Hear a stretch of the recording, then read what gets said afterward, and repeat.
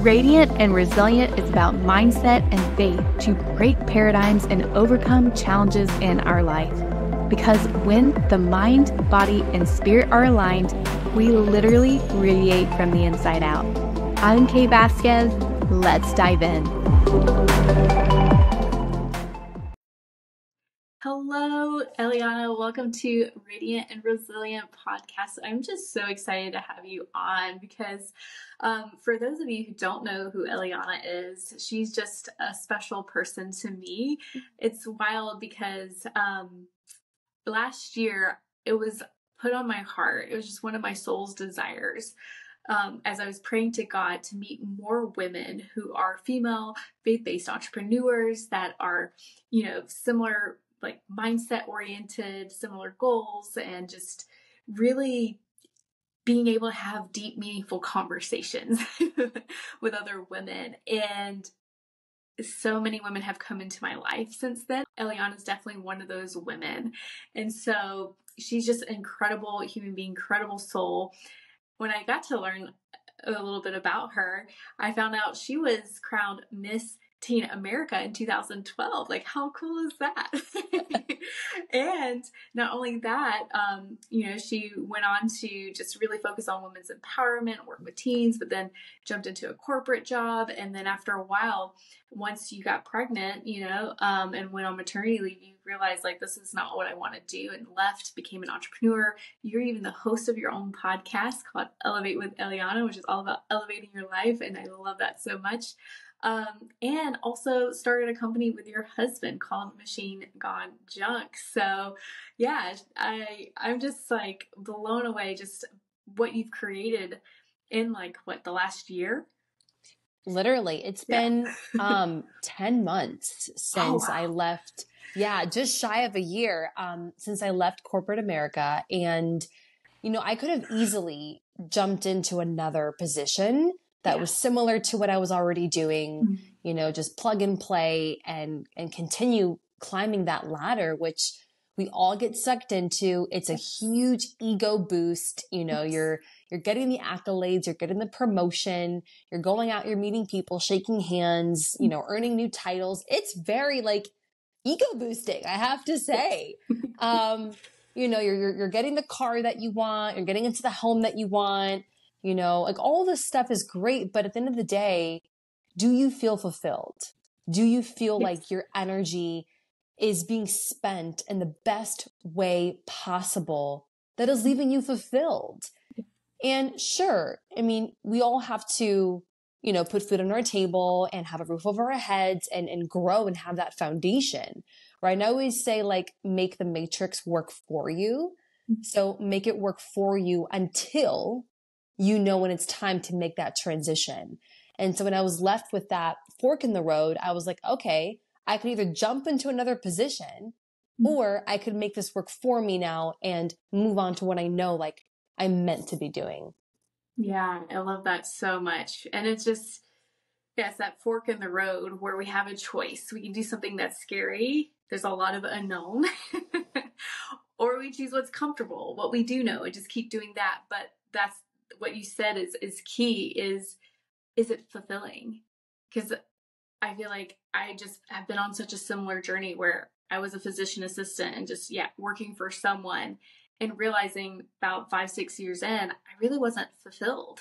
And I knew I was meant for more. I didn't know what that looked like. And so when God puts on your heart to go do something, it's scary. And you're just like, I don't know what this is going to look like. I don't know how this is going to go. I don't know what to do. But we don't need to have it all planned out. All we need is the bigger vision, the bigger picture, and just focus on the next step. Because that's really all that we need to know is what is that next step, and take action and start doing that. So, going back to, when you had that realization, that breakthrough, what was that next step for you? The next step was the podcast. Which is wait, so how do you go from leaving your job to then a podcast? That's a big step. Well, I'm going to break it down a little bit.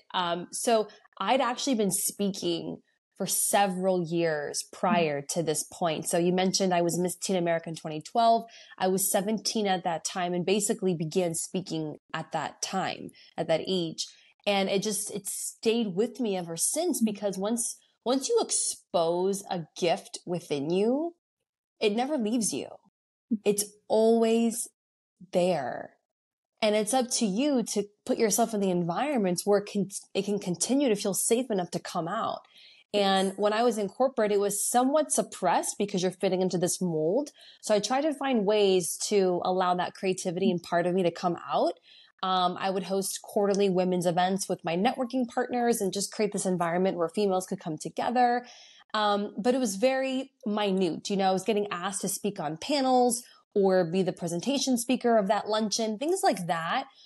But it wasn't hitting the note of allowing my soul the flexibility to just have that spoken word, right? Because you're speaking about, your products, your services, things like that. So for me, the next step was the podcast, and my husband actually purchased the equipment, and it was sitting in the box for a year and a half. Yeah.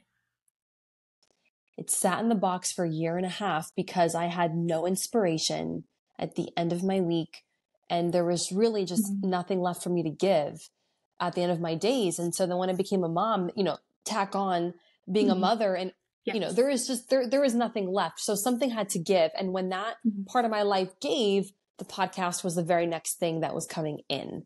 And, I gave myself a deadline of when I would launch my show by. I had my episodes, my guests, I researched, I did everything. And it's been the most fulfilling thing to have birthed into the world ever since, where I'm meeting so many incredible women like yourself. When we met, I had you on my show. So everyone, you have to go listen to that episode with Kate. And it just is that way for you to open up and continue to see what's possible. Yeah, I love that so much.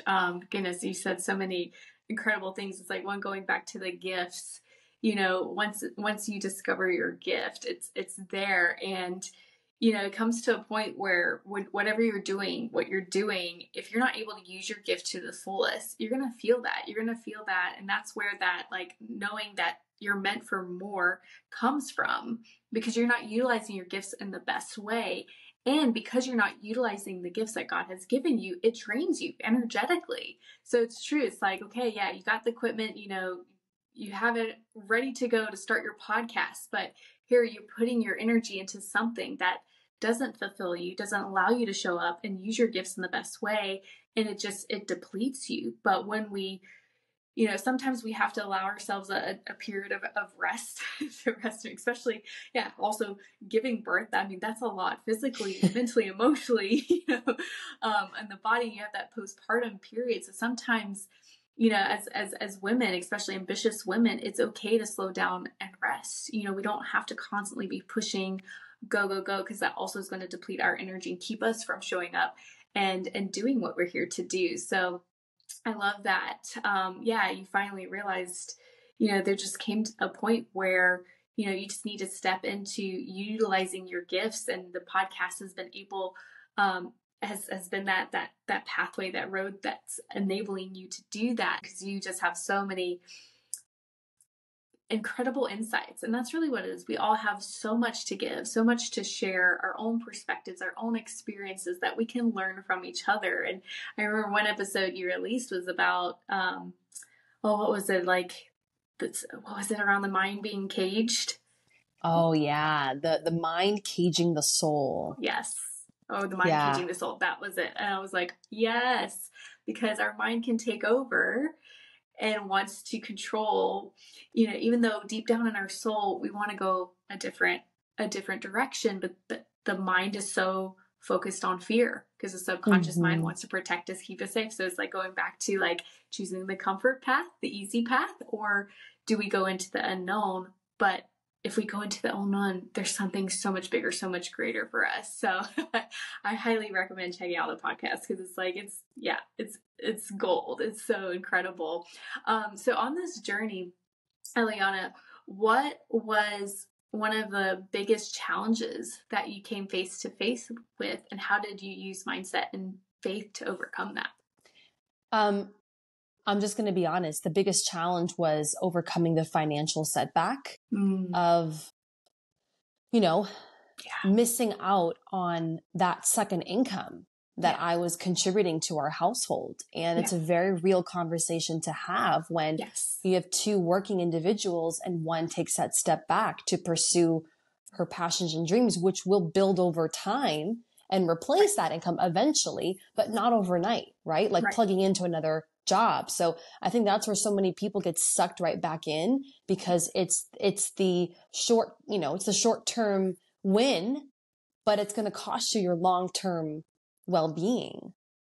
And I was focused on that long-term well-being. So I had to have the faith to know that we're going to be okay. Yeah. We're going to have to adjust. And the most beautiful blessing came about within a couple of months after my leave took place, which was we decided to rent our house. And that idea came forth before I even decided, my company and I had a mutual departure.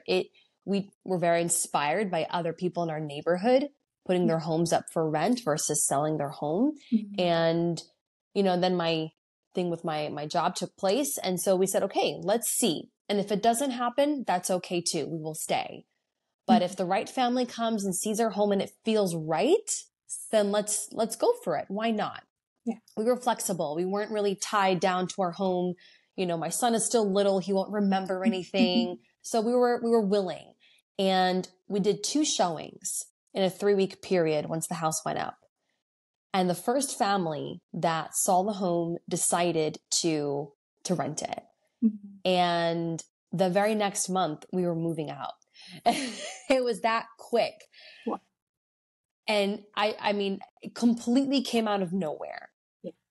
Completely came out of nowhere. And that family, just to bring it full circle, just how much you are not in control of your path, but just that having that faith and that trust that there is something more here, and that we're destined for, and bringing people into your life, like you were saying in the very beginning, and calling those female friendships, like we were calling in, people that we want to align ourselves with, right? So this family was also faith-centered. They believed in marriage. They believe in, their family unit with their children. So we were so happy and elated to have such a family live and move into our home, that we've created that right foundation. We then hit it off automatically with this family. I mean, we had mutual friends and connections in the town. I was just like unheard of. And then once we discovered what they do, we actually went to them to use one of their services for our new business that we created, the Machine Gone Junk. And we were out to dinner. We were just talking. I mean, this is how close we became. Okay. That the conversation evolved into us being 50-50 partners in our Machine Gone Junk business. No way. Yes. That's amazing. So again, all in a matter of 10 months time. I always say, it's just like when I met my husband, it just kind of happened. It was very quickly. We weren't looking for it. It doesn't take God all day to do nothing. And it's amazing the power of what one decision can make in your life. One decision to look towards that staircase, not seeing the other steps, but just knowing there will be a next step. Yes. Oh, I love that so much. Because I can resonate with that financial piece on my journey as well. Having, working as a PA, starting my own practice, and eventually shifting and just like going full on as an entrepreneur. But there were also challenges along the way around finances, and my husband being the sole provider. So I completely get that, understand that, because it is scary. There is a lot of fear there and a lot of uncertainty. But what I love is having that faith and trust, because we can't control everything, even though we want to, but having faith and trust that God is going to show up in a beautiful way. Because when we try to control, it's like we think that, okay, in order for us to get income, it has to be X, Y, Z. And we're blocking out all the possibilities and opportunities that God wants to provide and present to us that is not in our thinking. because he's going to work in a supernatural way. And that's what I'll say too on that point, is that when you're moving with your soul, you cannot fail. No. You cannot fail when you're moving with heart, with intention, with faith. You can't fail. No. You may learn, right? But you're not going to fail. God won't let you fail. Exactly. And I think that's the part that the fear really comes into play when you don't have that, you know, vision of, okay, all of the steps in your plan, especially from the analytical mindset, you know, but to have that faith requires you to not know, but to also know that it's going to work out. Exactly. Because, there's this quote by Nelson Mandela, and I think I've shared it before on this podcast, is that, you know, he says, I either win or I learn. I never fail. And I love it so much. It was one of my mantras because, you know, as a perfectionist high achiever, I was so afraid of failure, so afraid of making mistakes, because that meant that I wasn't good enough. But then when I shifted that mindset around failure, it's like, no, I'm actually just learning. Because we never, and I love what he said, because it's like, when it's coming from your soul, you're not going to fail. God is not going to fail you, because it's on your soul for a reason. It's coming from God, and he's going to work in a way to make it happen. It's just not always our way and not always our timing. But if we can have faith and trust and surrender into his plan that's so much greater than we can imagine, then he gets to move in such a beautiful way. And just being able to like come up with the idea, you know, that, hey, we can just rent our home, and then being open to the family, but also making sure that it also was in alignment, which it ended up working out wonderfully. You know, you got to rent your home, got to make it a little extra income, got to meet incredible people who then became part owners of your company. Like, who knew that would have happened? But if you tried to control everything, you know, maybe get another job, go back to the comfort, like this wouldn't have even been possible. So we just open ourselves up to so many opportunities and possibilities that we couldn't have created on our own. And that's what I love about that. It's just, you know, but of course, sometimes the hardest part is having that faith and belief, like it's all going to work out. Yeah, it's that surrender. Like, you know, when I think about what, you know, we're all here for, what our purpose is, what we're supposed to be doing. If you think about what you're supposed to be doing, it will all work out, because it's what you're supposed to be doing. You're doing it. You're not going to fail because you're on mission. You're on path. You obviously came here for a purpose. So when you align yourself more with that path, you're going to feel it. You're just going to know things will just start to unravel literally. And you're going to become a magnet for all such opportunities that are in alignment with that path. Yeah, I truly believe in it. And you don't have to work hard. And that's the beautiful thing. You still show up and do your part, obviously, you know, because it's like, okay, God wants to give us everything that our heart desires, but we still have to show up and do our part. But then we surrender and allow the how and the when to come. And it's so much easier when we can surrender. It's something I always tell my clients this too. I'm like, you know, sometimes surrendering is hard, but resistance is actually harder.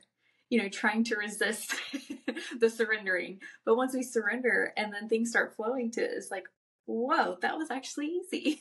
And it's a practice, you know, it is a practice, and just coming back to, you know, cultivating that faith and belief. So I'm curious, you know, is there any practices, anything that you do to help cultivate that faith and belief, to help, you know, cultivate that surrender in those moments? I do. And it's shifted over time, you know, like the way that we connect to ourselves and our higher power in God can shift, right? As life changes, we change, we evolve. The time that we once had, we don't have. We have to make it work where we can. So I'll share what I do now, right? As a mother, you know, I've had to maximize my time. And make it happen, you know, even while doing something else. We don't always have that alone time anymore. But one of the things that I do is when I'm putting my son to sleep, I maximize my time, and instead of scrolling on my phone like I used to, Mm. taking those 45 minutes or so, just scrolling, catching up, I leave my phone outside now of his Ooh. room.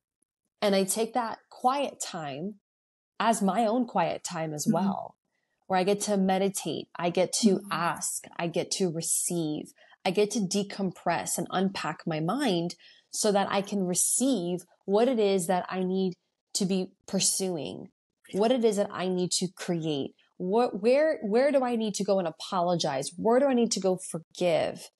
Where do I need to give back to myself? So my favorite time in the day has become that quiet time, and I actually look forward to it because I know what I'm going to get coming out of it. And the other thing I also do is taking a little extra time in the evenings before I myself go to bed, where again, you probably would have been scrolling, watching TV, not being present. So now I've exchanged those things for either a book, my journal, or my own thoughts, and just asking, receiving, and thinking. Oh, wow. That is so powerful because I know it's so easy to get caught up in scrolling in social media. In fact, I do believe, that scrolling is a defense mechanism because sometimes we're just so caught in like feeling overwhelmed and the stress of our day. So it's like we want to numb what we're feeling in that moment. So it's just easy just to go on and start scrolling. But the problem is that the stuff we see on social media starts getting our subconscious mind going. So then we start going in comparison and different things. And so interesting on that topic. So there's so many times where we just naturally will pick up our phone and automatically, like involuntarily, open Facebook, open Instagram, open this, open that.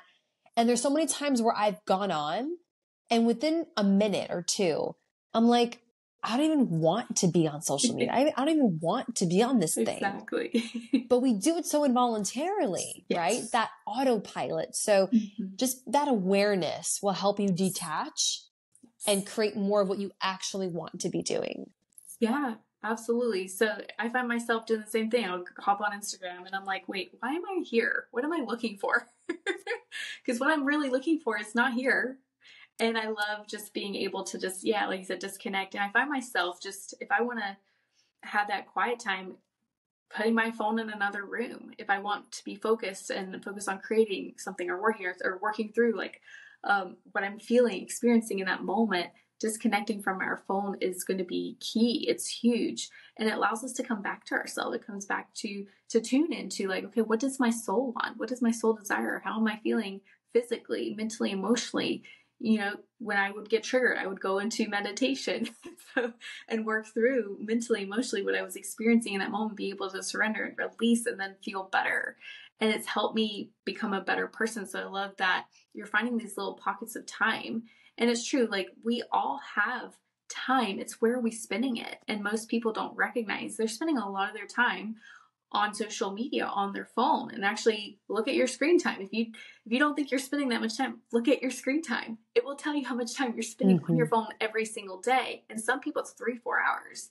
And you don't have time to eat healthy. You don't have time to exercise. It's like, okay, well, maybe set some boundaries around this, screen time and how you're using your phone, because then you can use that 3-4 hours in a day to actually work on yourself. Yeah. Physically, mentally, emotionally, spiritually. One of the best tips I have for social media management and just boundaries around social media, how to make it work for you, right, is setting an intention. Ooh. When you open up social media, is the intention to scroll for 5 minutes, for 10 minutes? Is the intention to find something inspirational, right? And then when you see that post, right, you can check the box and say, okay, I'm good now. I can exit and move on in my day. Is it to find a new recipe? Is it to look at whatever type of content you're seeking? Once you see it, you absorb it, check that box, and then you can allow yourself to move on.